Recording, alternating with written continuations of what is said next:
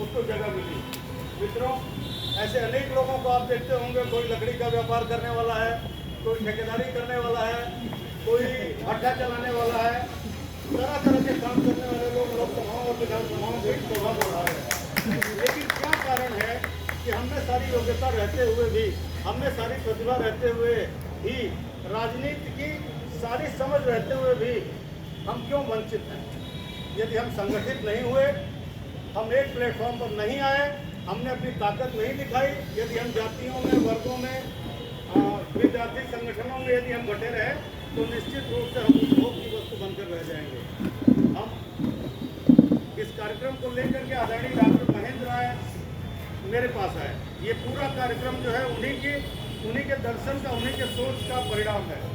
मेरे पास डॉक्टर महेंद्र राय जी का फोन आया, विश्वविद्यालय के उपाध्यक्ष आदरणीय योगेश प्रताप सिंह और उमाशंकर यादव और राजकुमार राय जब मेरे पास आए तो मुझे लगा कि ये एक बहुत सकारात्मक पहल है और हम लोगों को इस पर काम करना चाहिए। हम लोग वहाँ से उठे, अपने अभिभावक आदरणीय राधेश्याम सिंह जी के यहाँ गए, माननीय शीतल पांडे जी के यहाँ गए और इस तरह से दिनेश भैया के यहाँ गए, संजय भैया से हम लोगों ने संपर्क किया और इस तरह से हम लोग जो है लगातार संपर्क करते चले आ रहे हैं।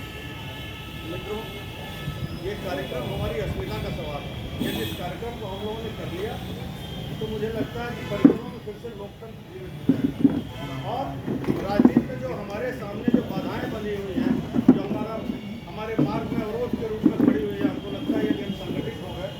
आप खुद सोचिए, 10 लोगों का संगठन कर्मचारी संघ, जब वहाँ के पदाधिकारी और वहाँ के अध्यक्ष जाते हैं तो उनकी बातें सुनी जाती हैं। हम तो ऐसे लोग हैं कि 1000 पर अकेले हम, लेकिन हम उपेक्षित हैं, हमारी बात क्यों नहीं सुनी जा रही है? क्योंकि हमने जो मौलिक चीज़ है, जो हमारी एकता होनी चाहिए, जो हमारी सोच होनी चाहिए, उसमें काफ़ी बिखराव और दूरियां हैं। और ये बिखराव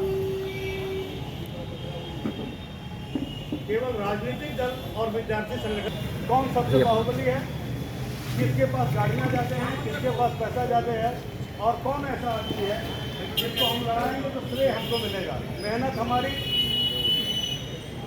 वर्षों हम लगातार विद्यार्थियों के बीच में काम करते हैं, मेहनत हमारी, परिश्रम हमारा, योग्यता हमारी, संबंध हमारे, लेकिन जो श्रेय होता है वो हमको ना मिल करके किसी संगठन को मिलता है। जब अंग्रेज भारत में आए थे तो व्यापारी बन करके आए थे।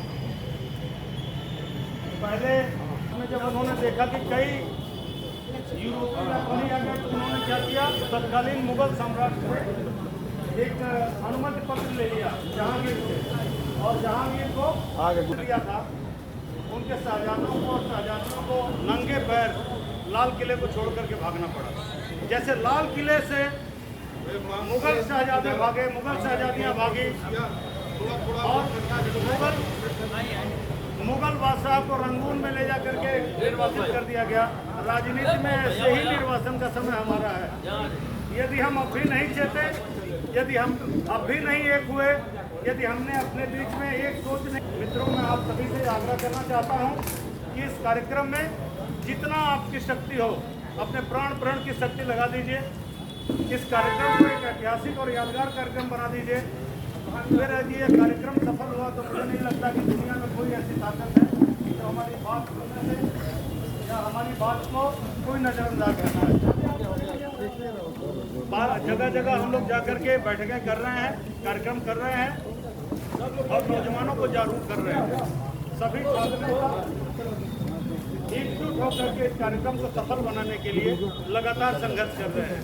मैं आलोक बाबू को देखता हूँ, बस्ती जिले, संत कबीर नगर जिले में काम कर रहे हैं।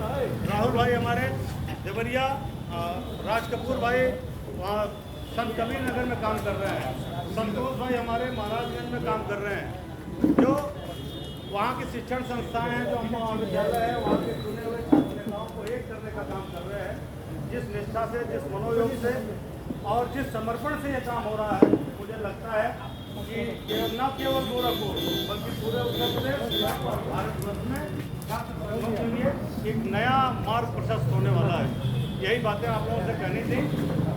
बहुत बहुत धन्यवाद।